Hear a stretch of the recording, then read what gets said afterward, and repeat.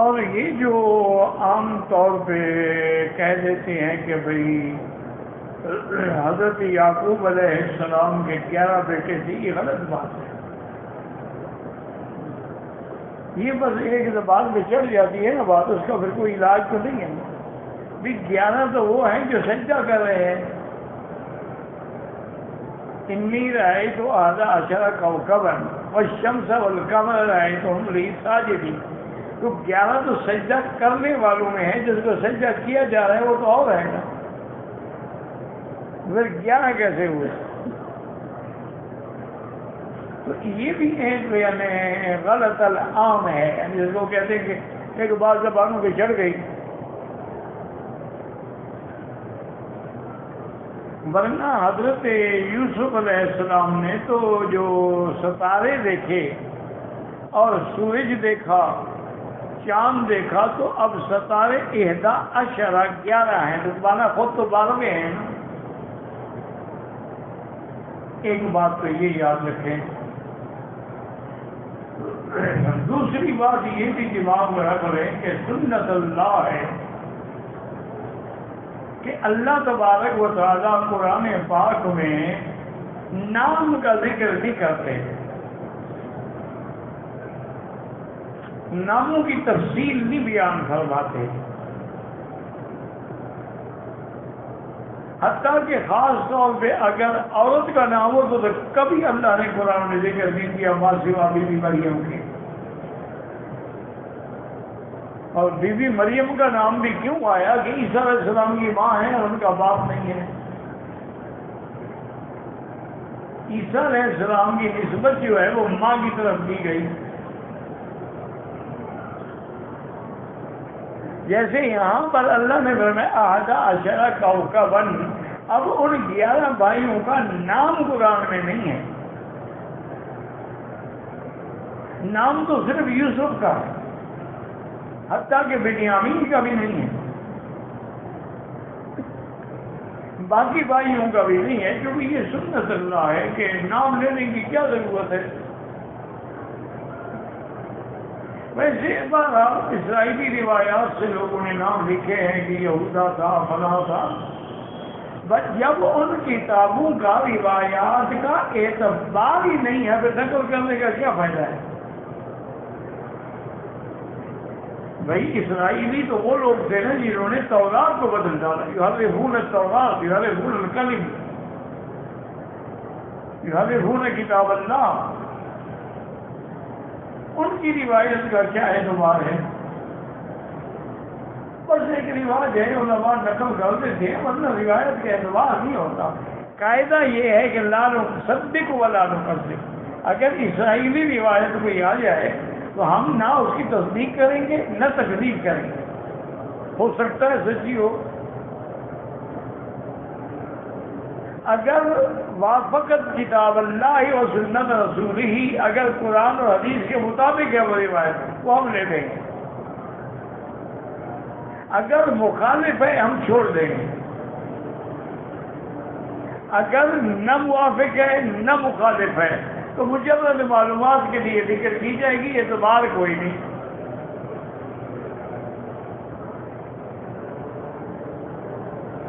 جیسے کہ ایک بڑا مشہور واقعہ ہے، مشہور قصہ ہے اصحاب کہف کا، تو وہاں بھی اللہ نے یہی فرمایا ذهب الفتية إلى الكهف، وہ چند نوجوان جنہوں نے غار میں پناہ لی۔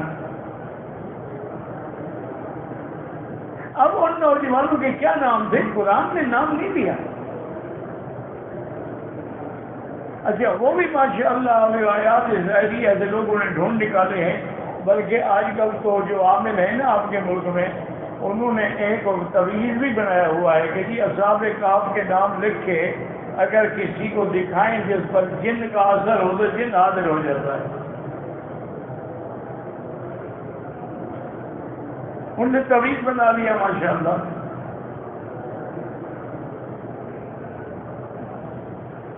لا حول ولا قوت الا باللہ العلی العظیم۔ اب دیکھیں نا جی کہ اللہ نے آپ کو بھی عقل دیا ہے، کبھی عقل بھی استعمال کیا کرو کہ بھی انبیاء کے نام قرآن میں موجود ہیں، ان کے نام لے کے دکھاؤ، جن نہیں آتا ہے اصحاب کہف کے نام سے آگے۔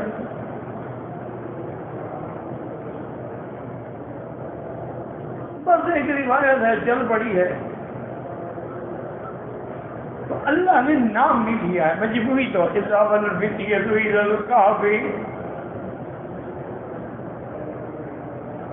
نوجوان تھے جنہوں نے پناہ پکڑی غار میں، اپنے وقت کے بادشاہ سے ستائے ہوئے تھے، بادشاہ مشرک تھا، ان کو بھی شرک پہ مجبور کرتا تھا، وہ بھاگ گئے.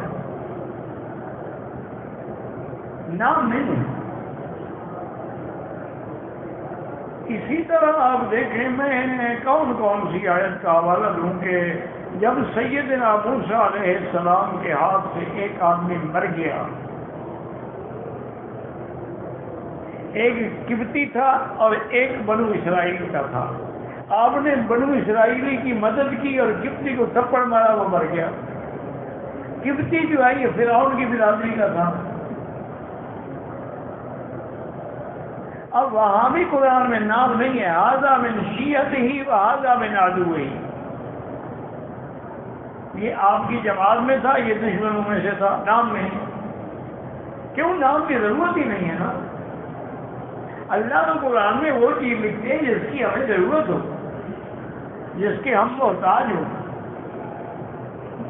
اللہ کا کلام جو ہے وہ تاریخی قصہ تو نہیں ہے، وہ تو ایک موعظہ ہے، ذکر ہے، ہدایت ہے. وہ تو اتنی چیز بیان کرے گا جس کی ہمیں ضرورت ہے.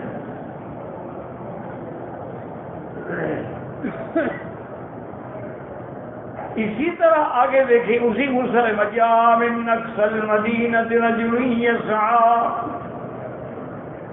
ایک آدمی آیا مدینہ اس شہر کے آخر کنارے سے. قال یا موسیٰ ان الملأ یأتمرون بک لیقتلوک فاخرج انی لک لمن الناصحین. وہ آیا، نام نہیں ہے کون تھا، بس ایک بندہ آیا. یہ تو ہماری پتہ نہیں کیا ہو گیا ہے ہماری برادری کو کہ یہ بال کی کھال اتارتے ہیں.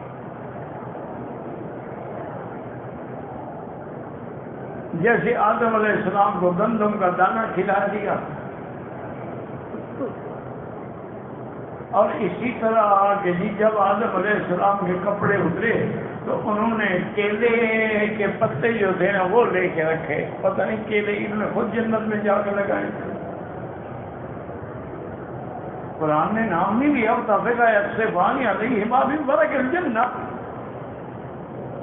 جنت کے درختوں کے پتوں سے اپنا بدن ڈھانپنے لگے. وہ کون سے پتے تھے اللہ اعلم. اچھا، کبھی تو ہماری برادری اتنا بڑا جھوٹ بولتی ہے جو سورج سے بھی بڑا. اب دیکھیں نا قرآن میں موجود ہے، اللہ نے فرمایا آدم جنت میں رہو، تم بھی تمہاری بیوی، کھاؤ پیو، کلا منھا رغدا شئتما، جو چاہو کھاؤ، لیکن ولا تقربا ھذہ الشجرہ، اس درخت کے قریب نہ جانا. اب قرآن کہتا ہے درخت، یہ کہتے ہیں گندم دانہ ہے. بھائی تمہارے ہاں گندم کے درخت ہوتے ہیں.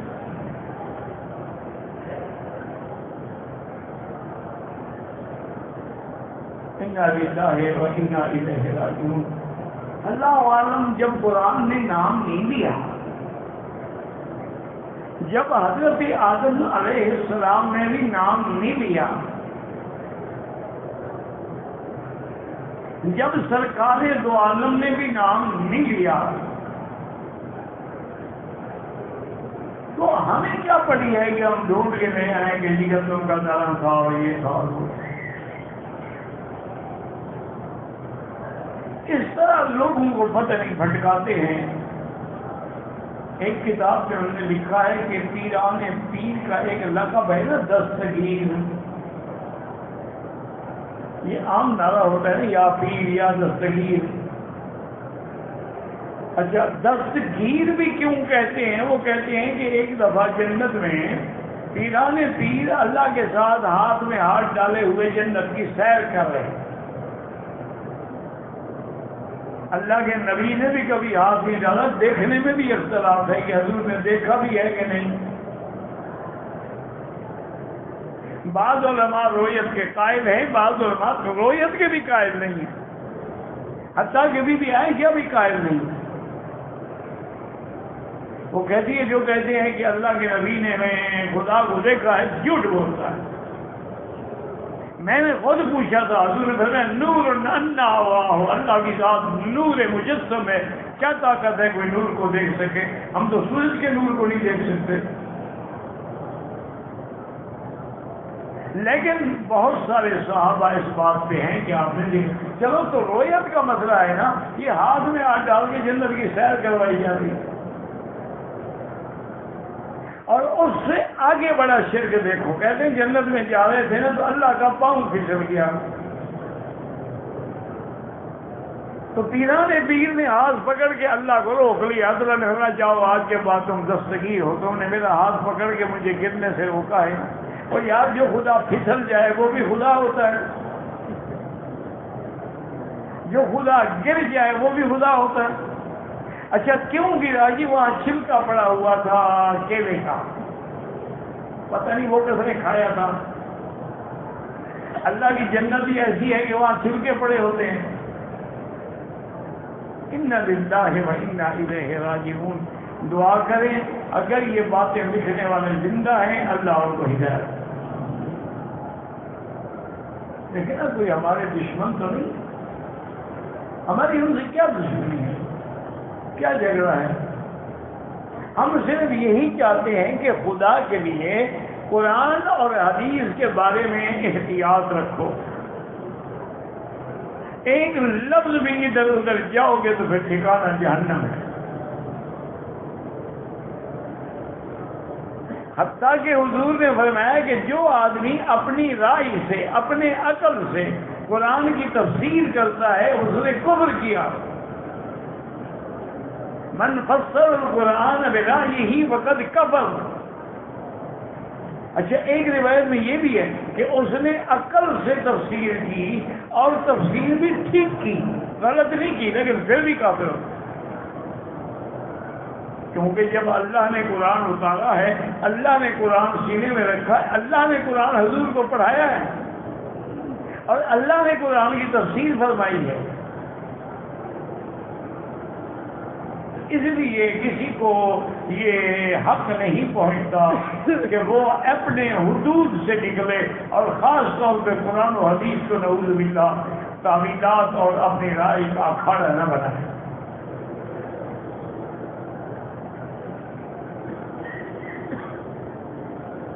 جیسے ایک وہ آپ کے اسکالر ہیں، انہوں نے کہا جی کہ قرآن میں تو عیسیٰ علیہ السلام کے اترنے کا ذکر ہی نہیں ہے۔ اچھا اسی طرح سے انہوں نے کہا کہ ماشاءاللہ 3 طلاقیں جو ہیں نا جی ایک وقت میں ایک لفظ ایک ہوتی ہیں۔ اللہ کے بندے پوری امت ائمہ اربع صرف 2 شخصیتیں ہیں، شیخ الاسلام ابن تیمیہ رحمہ اللہ اور شیخ الاسلام ابن القیم، جن کی رائے مبارک یہ ہے، ہم ان پر اعتراض نہیں کرتے، لیکن ان کے اپنے امام احمد بن حنبل، امام شافعی، امام مالک، امام بڑے سارے ائمہ مخالف ہیں۔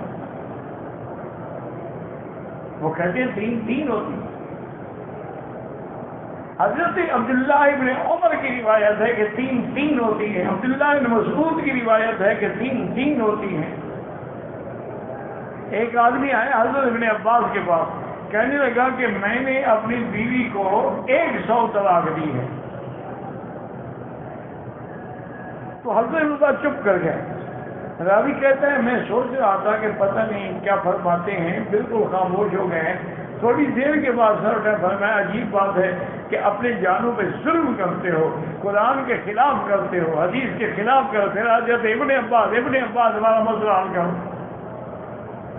فرمایا 3 طلاقیں تیری بیوی کو پڑ گئی اور 97 کا عذاب تمہارے سر پہ ہے۔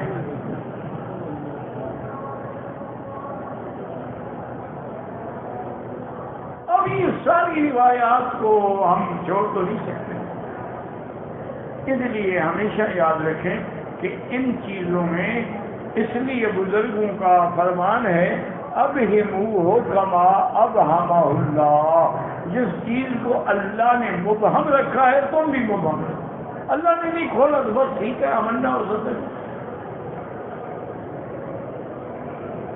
کیونکہ اگر کھولنے کے چکر میں پڑو گے تو پھر وہی حال ہوگا جو انہوں نے کہا تھا بھائی گائے سیدھے کرو، کوئی سیدھے کر دے گا نہیں آپ یہ بتائیں کہ رنگ کیسا ہو، عمر کتنی ہو، جو سوال کرتے گئے عذاب میں پھنستے گئے۔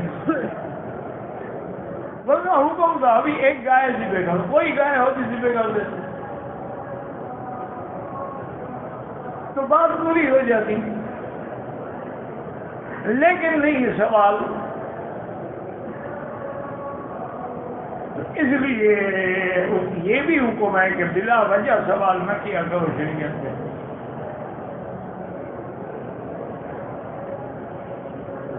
تو اب جناب یاد رکھیں کہ حضرت یوسف علیہ السلام جو تھے وہ 11 نہیں 12 بھائی تھے۔ یوسف علیہ السلام کو جب خواب نظر آیا اس وقت آپ کی عمر جو ہے تقریباً 15-16 سال کے قریب۔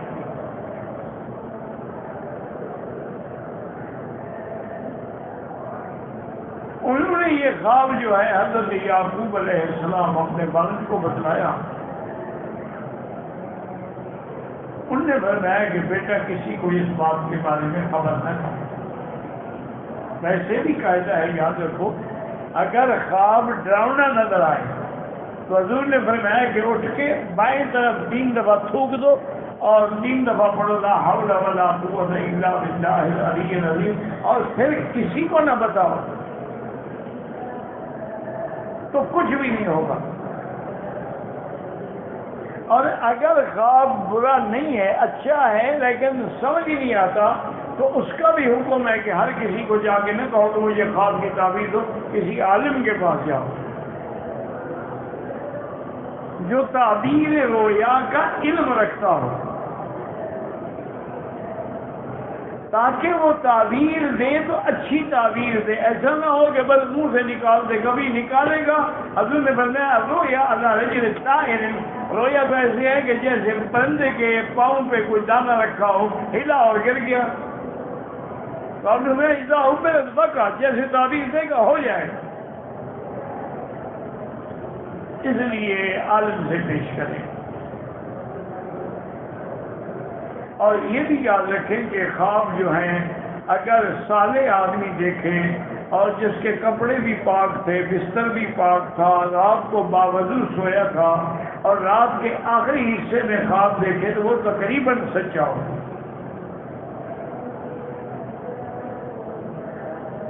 ایک ہوتا ہے کہ ایسے دوپہر کو سو گئے تو خواب آ گئی، یہ احلام ہوتے ہیں، یعنی جو دل میں خیالات تمہارے سامنے آتے رہے وہ نظر آ گئے۔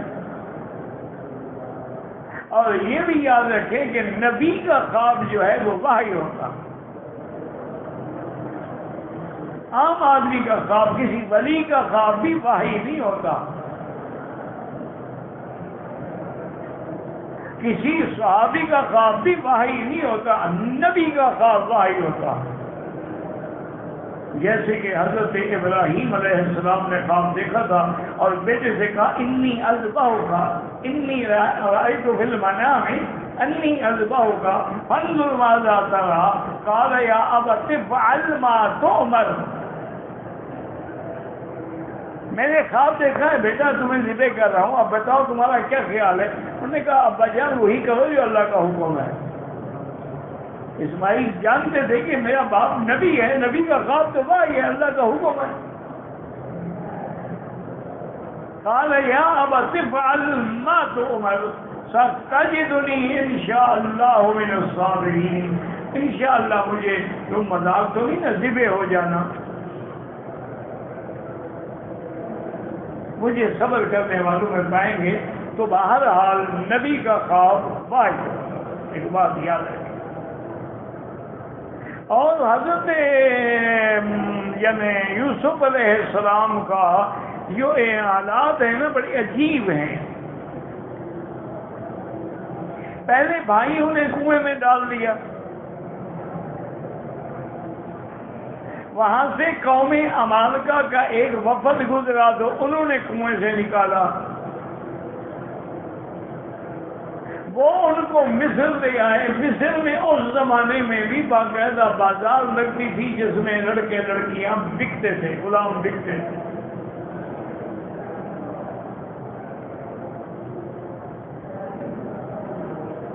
اور اللہ کی شان یہ ہے کہ وہ جب آپ حیثیت غلام کے منڈی میں آئے تو آپ کو خریدا کس نے؟ آپ کو خریدا عزیز مصر نے. اب اس کا بھی نام نہیں ہے.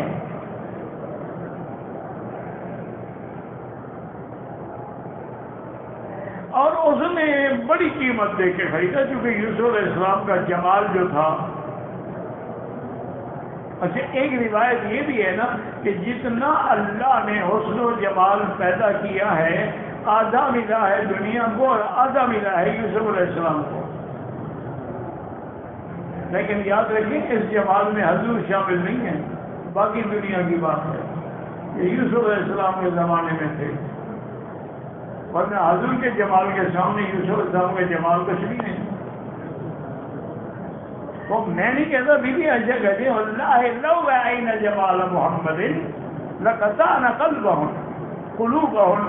بی بی عائشہ کہتی ہیں خدا کی قسم ہے مصر کی عورتوں نے یوسف کا جمال دیکھا انگلیاں کاٹ بیٹھی، میرے محبوب کا جمال دیکھتی تو دلوں میں چھڑیاں پھیر دیتی. حضور کے جمال کا تو کوئی مقابلہ ہی نہیں نا.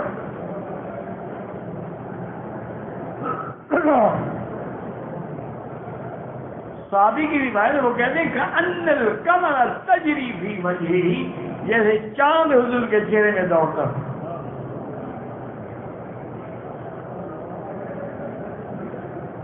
ایک صحابی کہتے ہیں حضور نے سرخ داڑھیوں والا ایک چادر مبارک لپیٹی ہوئی تھی اور 14ویں کا چاند تھا، تو میرے دل میں ویسے خیال آ گیا، میں کبھی چاند کو دیکھتا کبھی حضور کے چہرے کو دیکھتا. لیکن کہتے ہیں خدا کی قسم حضور کے چہرے کا جمال چاند مقابلہ ہی نہیں کر سکتا.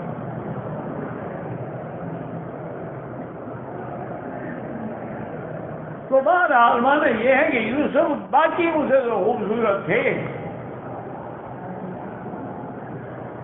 اچھا، ایک بات یاد رکھنا، میں تو طالب علم ہوں، میں تو کوئی عالم ہوں نہیں، لیکن اگر کسی اہل علم کی نظر پڑے تو یہ بات قرآن میں بھی کسی جگہ ہے کہ یوسف علیہ السلام کو اللہ نے جمال دیا تھا،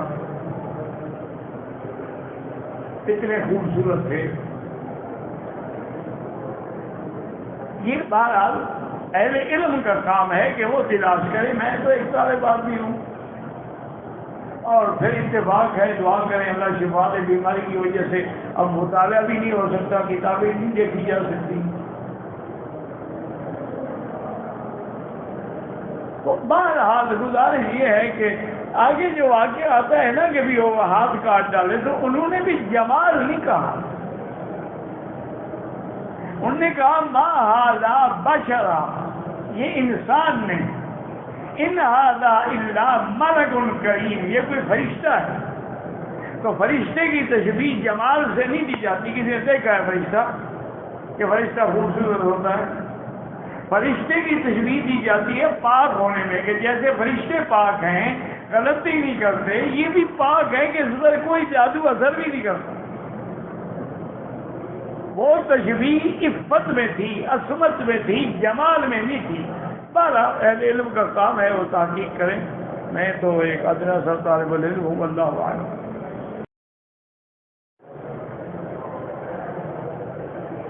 قادیانی اور غیر مسلموں میں کیا فرق ہے؟ نہیں، پہلی بات یہ ہے کہ دونوں کافر ہیں.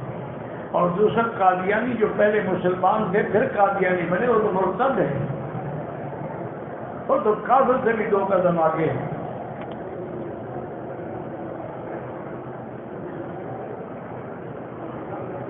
سر مڑوایا نہیں، مشین اگر سارے سر پہ پھروائی ہے اور بال بھی تھے تو ٹھیک ہے، کوئی ضروری تو نہیں اس طرح، افضل ہے کہ اس طرح ہو.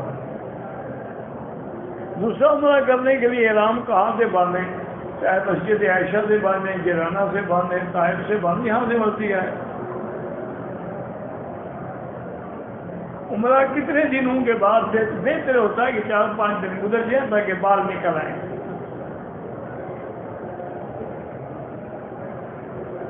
عرب امارات میں داڑھی کا خیال نہیں رکھا جاتا، اللہ وہاں تو اور کچھ بہت ساری چیزوں کا نہیں رکھا جاتا، تو وہ ساری حلال ہو جائیں گی۔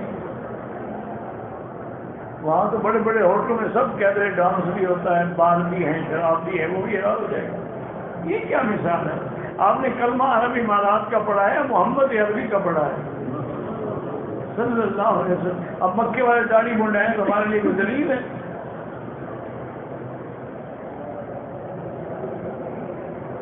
طواف کے بعد دونوں ہاتھوں سے اشارہ کریں جائز ہے، ایک سے کریں جائز ہے۔ ہاتھ چومنے کا صحیح طریقہ کیا ہے؟ اگر ہاتھ لگ جائے تو چوم لیں، نہ لگے تو اشارہ کریں۔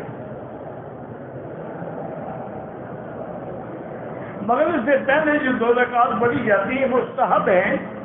امام صاحب کے نزدیک افضل یہ ہے کہ نہ پڑھیں، کیونکہ مغرب کا وقت بہت تھوڑے، ہاں کیونکہ وقفہ دیا جاتا ہے تو لوگ فائدہ اٹھا لیتے ہیں کہ چلو بھی 2 مستحب 2 رکعت پڑھ لیں۔ صفا مکمل کرنے کے بعد کوئی 2 رکعت کا حکم نہیں ہے۔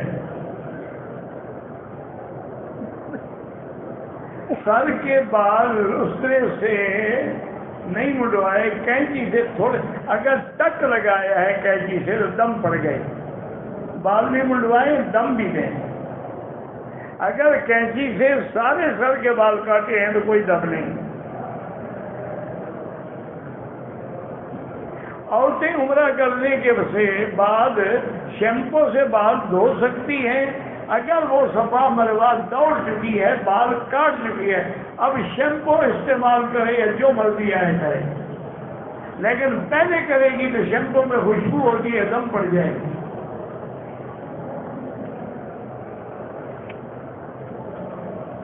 آپ کی نظر میں تبلیغی جماعت بالکل دین کا کام کر رہی ہے، اللہ کے نظر میں کیا مانا ہے؟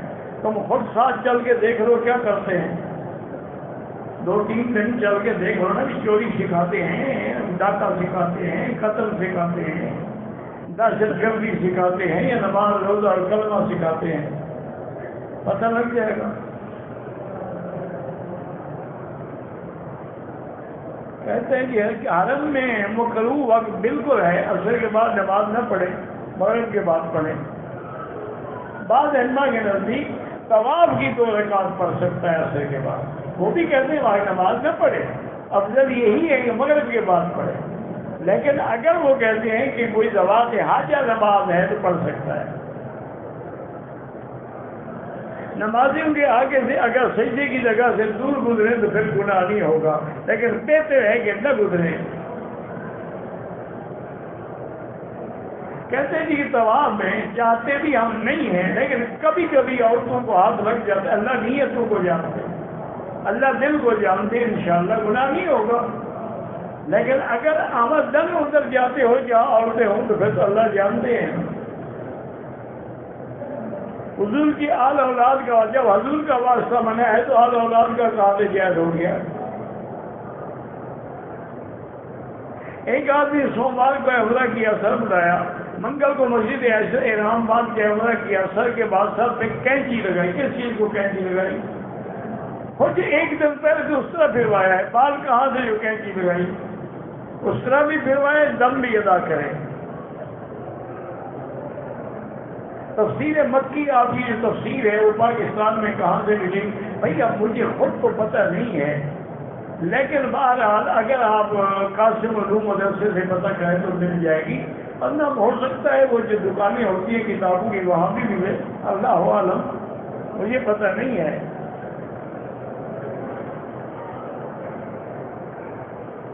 میری والدہ مدینے سے عمرے کی نیت کر کے آئی تھی، بیمار ہو گئی، عمرہ نہیں کیا، بال کاٹ دے، دم ادا کرے۔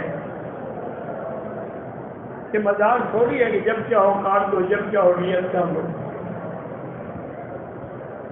زندہ رشتے داروں طواف اپنے لیے کرو، ان کے لیے دعا کرو۔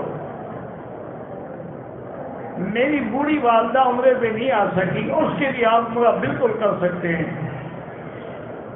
صفا مروہ میں دوڑتے ہوئے کندھا کھلے رکھنے کی ضرورت نہیں، وہ تو صرف طواف میں ہوتا ہے۔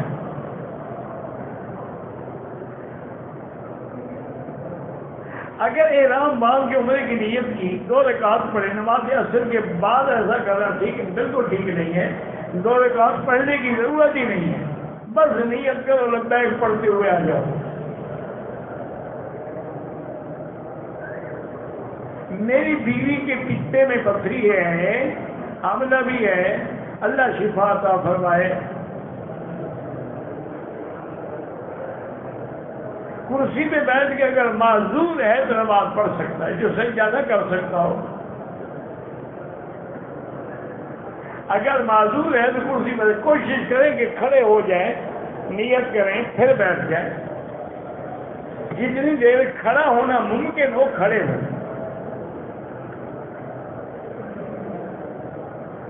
ایک نابالغ 12 سال کی بچی ہے، پاکستان میں احرام باندھ کے چلی، یہاں آ کر طواف کیا، پھر تھک گئی تو ہوٹل چلی گئی، 4 دن کے بعد شادی کی، ماشاءاللہ۔ بہرحال اگر اس دوران میں اس نے بال بھی نہیں کاٹے، کوئی خوشبو وغیرہ بھی نہیں لگائی تو کوئی حرج نہیں، احرام میں رہی۔ اگر احرام بھی کھول کے پھینک لیا تھا مثلا تو پھر تو دم ہے۔ رکن یمانی کا بوسہ نہیں ہے، ہاتھ لگانا ہے۔ دم کی مقدار کا معنی بکری خرید کے دینی ہے، پیسے نہیں۔ پیسے منڈی میں اللہ عالم 300-400 ریال ریٹ ہوگا۔ اگر ہماری بات یہاں نہ ہو، پاکستان سے جا کر دم کی رقم بھیج سکتے ہیں، ہم بالکل بھیج سکتے ہیں۔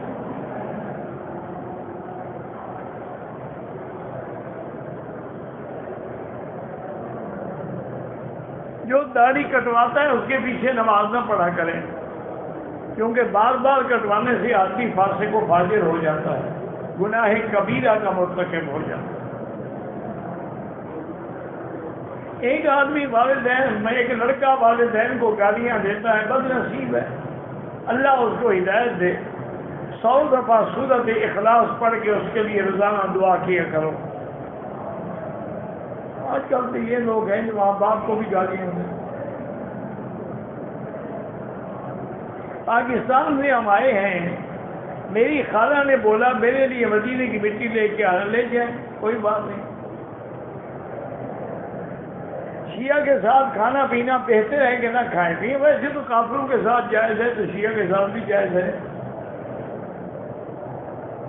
نہیں، اب گزارش یہ ہے کہ جب مسئلہ کبھی کبھی کہتے ہیں مکی صاحب ناراض ہو جاتے ہیں، اصل میں سچی بات یہ ہے کہ مجھے غصہ آتا ہے یہ جو آپ پیپسی شریف اور یہ کوکا کولا شریف اور مرنڈا شریف اور البیک شریف اور پیزا شریف اور میکڈا، ایک کس کا ہے؟ کافروں کا تو ہے، یہ کس کا؟ یہودیوں کا ہے۔ یہ سارے بیوریجز جو ہیں یہودیوں کے ہیں، اور یہ بھی یاد رکھو ان کا جو منافع ہے وہ یہودی بدبخت ہمارے دین کے خلاف خرچ کرتا ہے۔ ہم بڑے شوق سے پیتے ہیں، ہماری روٹی بھی ہضم نہیں ہوتی۔ انا للہ و انا الیہ راجعون۔ پھر پوچھتے ہیں کہ شیعہ کے ساتھ یہودیوں کا مال کھا رہے ہو، شیعہ کا مسئلہ پوچھتے ہو۔ حضرت عبداللہ ابن عمر سے کسی نے پوچھا تھا اسی مسجد میں مکے میں کہ جی میں احرام میں تھا، مچھر بیٹھا تھا، ایسے مارا مچھر مر گیا اور میرے احرام کو بھی خون لگ گیا، اس کے بارے میں کیا حکم ہے؟ آپ نے بڑے غور سے دیکھا، مطلب کہاں سے آئے ہو؟ انہوں نے کہا جی کوفے سے آیا ہوں۔ آپ نے شاگردوں کو حکم دیا کہ اس کو کان سے پکڑ کر حرم سے باہر نکال دو، یہ ظالم حسین کا خون پی گئے، مچھر کے خون کا مسئلہ پوچھنے آیا۔ ایسا ان کو شرم بھی نہیں آتی۔ تم سب کچھ تو پی رہے ہو، کھا رہے ہو، اور شیعہ کا مسئلہ پوچھ رہے ہو۔ جب انسان ہے ایک بات ہے، تقویٰ یہ ہے کہ کسی غیر مسلم نہیں، مسلمان بے دین کے ساتھ بھی نہ کھاؤ۔ تقویٰ یہ ہے کہ بے وضو عورت کے ہاتھ کی پکی ہوئی روٹی بھی نہ کھاؤ، ورنہ تمہارے دل کا نور ختم ہو جائے گا۔ یہی وجہ ہے نا کہ نماز میں دل نہیں لگتا، یہی وجہ ہے کہ عبادت میں دل نہیں لگتا کہ بے نمازوں کی ہاتھوں کی روٹی کھا کھا کے ہمارے دل۔ 11ویں کے بارے میں کیا حکم ہے؟ حرام ہے، اور کیا حکم ہے؟ اللہ کے نبی غار ثور میں 3 راتیں رہے،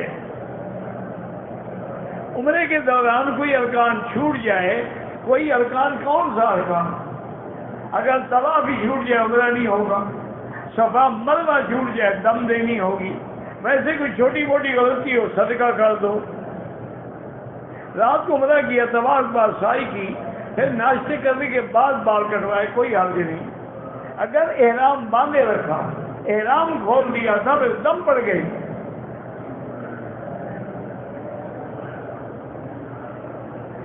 احناف کے نزدیک کون سا حج افضل ہے؟ قران، کیونکہ حضور نے قران کیا ہے۔ دل اور نگاہ کو کیسے پاک کریں؟ لاہور زیادہ پڑھیں اور نظر زمین پہ رکھیں۔ میں روزانہ عمرہ کرنا چاہتا ہوں تو روزانہ ہی حل کرانا پڑے گا، بال ہوں یا نہ ہوں۔ کہتے ہیں جی کہ ایک لڑکی سے اولاد ہے، پتہ نہیں اولاد ہے یا نہیں ہے، مجھے وضاحت نہیں ہے، لکھا سمجھ نہیں آیا۔ پاکستان میں آیا، جہاز میں خون کی وجہ سے طبیعت خراب ہو گئی، احرام کھول دیا، 3 دن کے بعد مسجد عمرہ سے عائشہ عمرہ دم پڑ گئے۔ ایک بہن نے عمرے کی نیت کرنے کے بعد پیشاب کرتے خون کا معمولی قطرہ نظر آیا، حیض کا نہیں تھا، تو کوئی حرج نہیں، 2-4 یا صدقہ کر دیں۔ عصر کے بعد میں نے طواف کیا، 2 رکعت مغرب کے بعد پڑھے،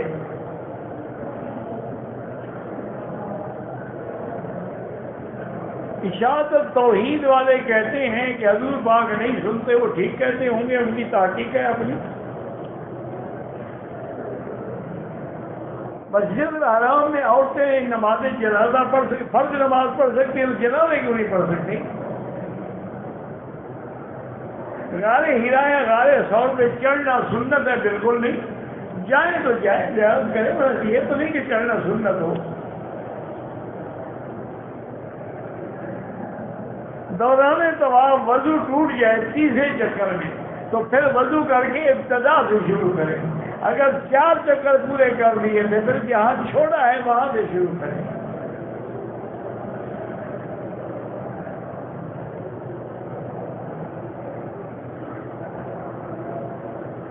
کہتے کچھ لوگ ایسے بھی ہیں کام کو دین کا کر رہے ہیں، ان کی داڑھی 1 مشت سے کم ہے، دعا کریں اللہ کرے پوری ہو جائے، لیکن جو کام کر رہے ہیں وہ تو نہ چھوڑیں نا۔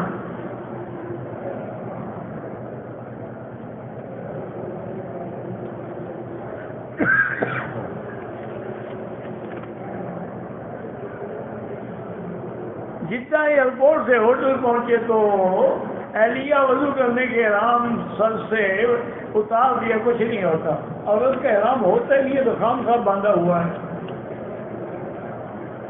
بیگ ریسٹورینٹ کی مرغی کھا سکتے ہیں؟ مجھے کیا پتا، میرا دکان ہے، پتہ کرو، اگر مرغی باہر سے آتی ہے تو نہ کھاؤ۔ صفا مروہ کے شروع میں ہر چکر میں استلام کوئی ضروری نہیں، دعا مانگ سکتے ہو۔ اگر امام سمع اللہ کہے آگے سمع اللہ لمن حمدہ ربنا لک الحمد، نماز تو ہو جائے گی لیکن اس کو پورا کہنا چاہیے۔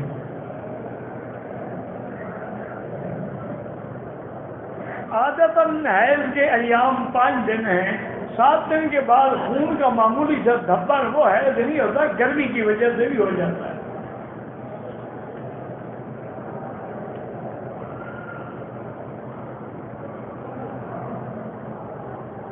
پتہ نہیں آپ دل پہ کیا رکھ کے ہاتھ پڑھتے ہیں۔ ابو حنیفہ کے دور میں کتنے اصحاب پیغمبر کے دور میں پتہ نہیں کیا۔ بہرحال صحابی ہونے میں تو کوئی شک نہیں ہے نا، آپ نے صحابہ کی زیارت کی ہے، ہم سے تو افضل ہیں نا، خیر القرون کے لوگ ہیں۔ ایک ہاتھ سے مسافہ کریں جائز ہے، 2 سے کریں جائز ہے۔ مرد کا حل عورت کر سکتی ہے، ہاں اس کی بیوی ہو کوئی اور نہ ہو، اب لوگوں کی عورتوں سے حل نہ کرائے۔ خلفائے راشدین کی کتابوں سے ہمیں بہت فائدہ ہوا ہے، اگر ائمہ اربعہ کی سیرت پر بھی آپ کوئی البم بنا دیتے انشاءاللہ دعا کریں، ارادہ میرا بھی ہے، لیکن اب ہمت جواب دیں گے، اللہ صحت دے عافیت دے، انشاءاللہ کریں گے۔ واللہ اعلم، ربنا تقبل منا انک انت السمیع العلیم وتب علینا انک انت التواب الرحیم۔ اللهم اجعل لنا والمسلمین من كل هم فرجا ومن كل ضيق مخرجا ومن كل بلاء عافیہ۔ یا اللہ بیماروں کو شفا عطا فرما، بے حیاؤں کو حیا عطا فرما، بے دین کو دین عطا فرما، بے اولادوں کو اولاد صالح عطا فرما۔ یا اللہ دین والوں کی حفاظت فرما، دین کے کام کرنے والوں کی حفاظت فرما، ہر نئی شریفین کو قیامت تک ہر فتنے سے محفوظ فرما۔ یا اللہ بیماروں کی ہر قسم کی بیماریاں دور فرما۔ یا اللہ مسلمان کشمیر میں ہیں، فلسطین میں ہیں، عرب میں ہیں، عجم میں ہیں، ان کی جان مال آبرو عزت کی حفاظت فرما۔ ربنا آتنا فی الدنیا حسنہ وفی الآخرۃ حسنہ وقنا عذاب النار۔ صلی اللہ علیہ وسلم خیر خلقہ سیدنا محمد وعلی آلہ